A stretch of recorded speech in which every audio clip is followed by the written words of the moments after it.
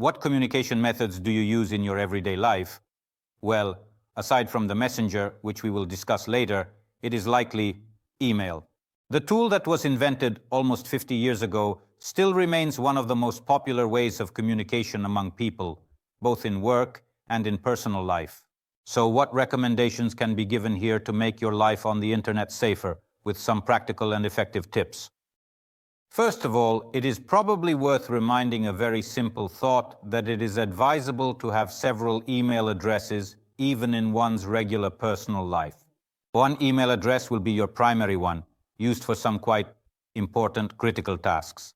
Of course, it is advisable to have a backup email address to which you can send recovery data for your main account, in case you lose access to it.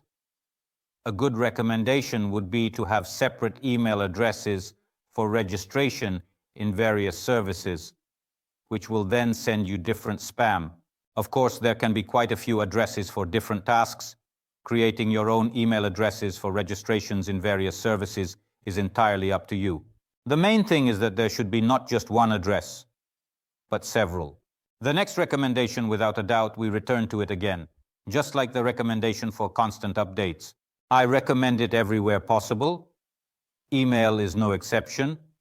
Moreover, it is one of the few services where multi-factor authentication must be enabled.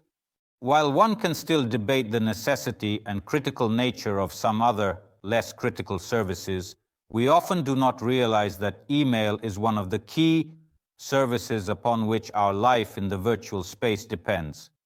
Because it is often our email that is linked to registrations in various services, online banking, gaming services, social networks, and so on.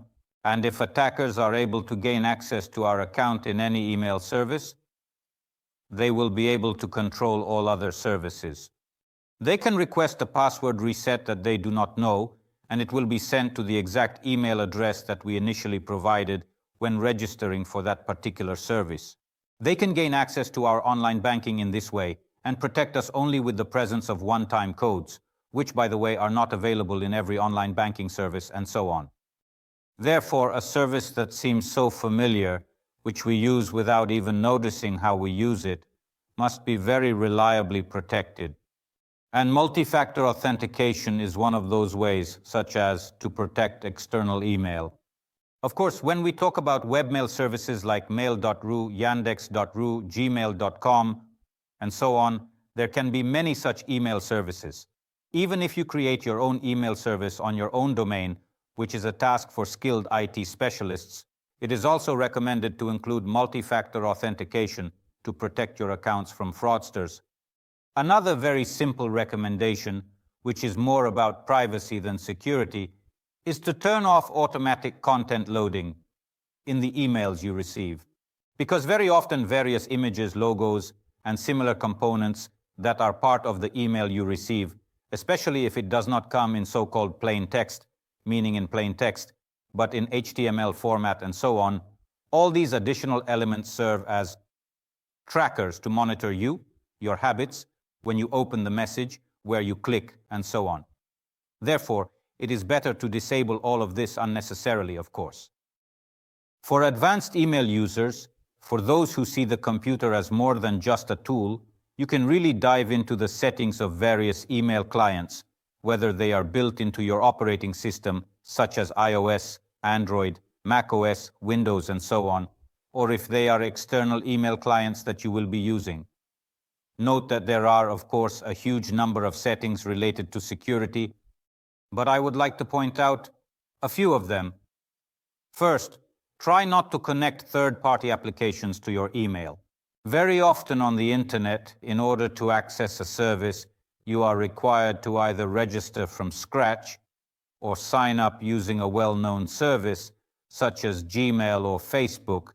If you do this, the services you connect to will gain access to a large amount of information related to your primary email service, as well as private information, contact information, and so on, that you would not want to share with these services. That is why I initially recommended having several different email addresses for different tasks. And it is certainly not wise to connect your main service, your primary account, to external applications and give them access to your main email accounts. Also, no matter how strange it may sound, do not trust the built-in antivirus and anti-spam features of external email services. Unfortunately, they often fail to detect many modern malware, such as phishing links and so on, and they create a false sense of security. But since they are there, make use of them, especially since you probably can't turn them off at all. Just don't rely on them too much. Malicious actors have learned to bypass them quite well. Just keep this simple thought in mind. Also, when you are setting up the connection of your email clients from a laptop or personal computer, from a smartphone or tablet to external email services, whether it is Yandex, Mail, Gmail, Microsoft, etc., use secure connections via the TLS protocol. This is roughly the same as HTTPS, but in this case, it is specifically for email. In this case, your email correspondence transmitted over communication channels will be sufficiently protected against interception, substitution, or modification of the email messages that you receive or send. And if you have the opportunity, I will now say a few very smart words. Enable mechanisms such as SPF, DKIM, and DMARC. These are the protocols for ensuring the authenticity of the sender and recipient of email that protect you from phishing, spammers, spoofing, and so on.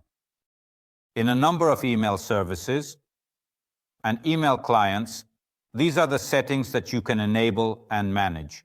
If you have them, enable them. This will greatly protect you from potential attacks through email.